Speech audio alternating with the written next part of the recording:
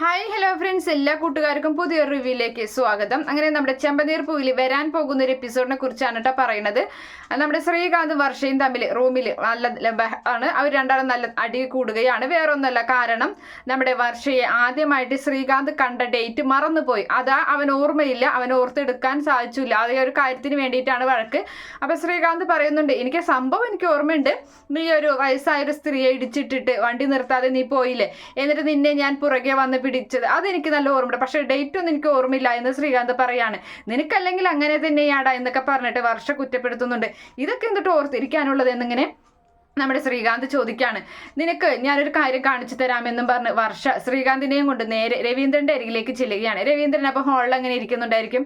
രവീന്ദ്രനോട് ചോദിക്കുകയാണ്, അച്ഛ, അമ്മയെ ആദ്യമായി അച്ഛൻ കണ്ട ദിവസം ഓർമ്മയുണ്ടോ എന്ന് ചോദിക്കുകയാണ്. പിന്നെന്താ ഓർമ്മയില്ലാതെ എന്ന് പറഞ്ഞിട്ട് ആ ഡേറ്റും ദിവസവും ഒക്കെ സമയമൊക്കെ പറഞ്ഞു കൊടുക്കുന്നുണ്ട് കൃത്യമായിട്ട്. അപ്പൊ ശ്രീകാന്ത് വായം തുറന്ന് നിൽക്കുകയാണ്. എത്രയോ വർഷങ്ങൾക്ക് മുന്നുള്ള കാര്യമാണ് പറയുന്നത്. അപ്പൊ വർഷ വീണ്ടും ചോദിക്കുകയാണ്, അമ്മ അന്ന് ഉടുത്തിരുന്ന ഡ്രസ്സ് അത് ഏത് കളറാണെന്ന് ഓർമ്മയുണ്ടോ എന്ന് ചോദിക്കുമ്പോൾ അതും കൃത്യമായി പറഞ്ഞു കൊടുക്കുന്നുണ്ട്.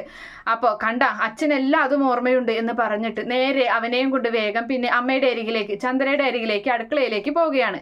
അങ്ങനെ അടുക്കളയിൽ പണിയെടുത്തുകൊണ്ടിരിക്കുന്ന ചന്ദ്രയോടായിട്ട് പറയാണ്, അച്ഛന് എല്ലാ കാര്യവും ഓർമ്മയുണ്ട്, അമ്മയെ ആദ്യമായി കണ്ടതും അതുപോലെ തന്നെ അമ്മ അന്ന് ഉടുത്തിരുന്ന ഡ്രസ്സിന്റെ കളറൊക്കെ കൃത്യമായി പറഞ്ഞു തന്നു. അമ്മയ്ക്കും അച്ഛനെ ആദ്യമായി കണ്ടപ്പോൾ ഉള്ള കാര്യങ്ങളൊക്കെ ഓർമ്മയില്ല എന്നൊക്കെ ചോദിക്കുമ്പോൾ ചന്ദ്രയുണ്ട് എന്ന് പറയുകയാണ്. അങ്ങനെ നമ്മുടെ ചന്ദ്രയ്ക്ക് ചെറിയൊരു നാണൊക്കെ വരുന്നുണ്ട്. എന്തായാലും രവീന്ദ്രൻ ഇപ്പോഴും തന്നെ ആ ഒരു കാര്യങ്ങളൊക്കെ ഓർത്തിരിക്കുന്നുണ്ടല്ലോ എന്നൊക്കെ ആലോചിച്ച് ചെറിയ നാണൊക്കെ വരികയാണ്. അങ്ങനെ അതിനുശേഷം ശ്രീകാന്തിനെയും കൊണ്ട് വർഷ പോകുന്നത് ശ്രുതിയുടെ അരികിലേക്കാണ്. ശ്രുതി റൂമിൽ നിൽക്കുന്നുണ്ട്. അപ്പൊ ശ്രുതിയോട് ചോദിക്കുന്നുണ്ട്, ശ്രുതിയേട്ടൻ എപ്പോഴാണ് ആദ്യമായി കണ്ടത്, അത് ഏത് ഡ്രസ്സ് കളർ, ഏത് ഡ്രസ്സ് കളർ ഏതായിരുന്നു എന്നൊക്കെ ചോദിക്കുന്നുണ്ട്. അപ്പൊ അതൊക്കെ തന്നെ ശ്രുതി കൃത്യമായി പറഞ്ഞു കൊടുക്കുന്നുണ്ട്. നേരെ ശ്രുതിയുടെ അരികിലേക്ക് ചെല്ലുകയാണ്. ശ്രുതിയാണെങ്കിൽ ഫോൺ ചെയ്തുകൊണ്ടിരിക്കുകയായിരിക്കും. അപ്പോൾ പെട്ടെന്ന് തന്നെ ശ്രുതിയേട്ടാ എന്ന് വിളിക്കുന്നുണ്ട്.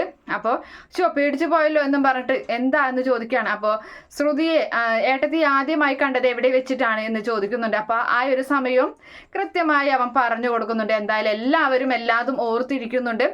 ഇതൊക്കെ കണ്ടിട്ട് നമ്മുടെ വർഷ ശ്രീകാന്തിനായിട്ട് പൊരിക്കുന്നുണ്ട്. നിനക്ക് മാത്രമാടാ ഒന്നും ഓർമ്മയില്ലാത്ത, നീ ഇങ്ങനെ ഒരാളായി പോയല്ലോ എന്നൊക്കെ പറഞ്ഞിട്ട് നല്ല രീതിയിൽ ശ്രീകാന്തിനെ കുറ്റപ്പെടുത്തുകയാണ്. ശ്രീകാന്ത് പറയുന്നുണ്ട്, എന്തായാലും ഇവരൊക്കെ ഇതൊക്കെ ഇങ്ങനെ ഓർത്തിരിക്കുന്നുണ്ടോ, ഇതിലൊക്കെ എന്താ ഇപ്പം ഇത്ര ഓർത്തിരിക്കാൻ, അതാടാ പറഞ്ഞത് റൊമാൻസ് എന്ന് പറയുന്നത് അങ്ങനെയാടാ, നിനക്ക് പല കാര്യങ്ങളും ഓർമ്മയില്ല എന്നും പറഞ്ഞ് അങ്ങനെ വർഷയെ കുറ്റപ്പെടുന്നു. ഇതേ സമയത്ത് നമ്മുടെ ചന്ദ്രയാണെങ്കിൽ രവീന്ദ്രന് ചായയൊക്കെ കൊണ്ടു കൊടുക്കുന്നുണ്ട്. അവളുടെ മനസ്സിൽ ഇപ്പം നല്ല റൊമാൻസ് ആണ് നടന്നുകൊണ്ടിരിക്കുന്നത്. അവർ രണ്ടുപേരും പരസ്പരം ആരെയും ശ്രദ്ധിക്കാതെ അവർ രണ്ടുപേരും കണ്ണോട് കണ്ണു നോക്കി ചായ ഇങ്ങനെ പകർത്ത് ചായ കൊടുക്കുകയൊക്കെ ചെയ്യുന്നുണ്ട്. അങ്ങനെ അവർ ആ ഒരു സമയത്ത് വർഷയാണ് അവർക്കിടയിൽ ആ ഒരു റൊമാൻസും കാര്യങ്ങളും ഇട്ടുകൊടുത്തത്. എന്തായാലും അങ്ങനെ ഒരു ഭാഗമൊക്കെ നമുക്ക് ഉടനെ കാണാം. Okay friends, bye, thank U.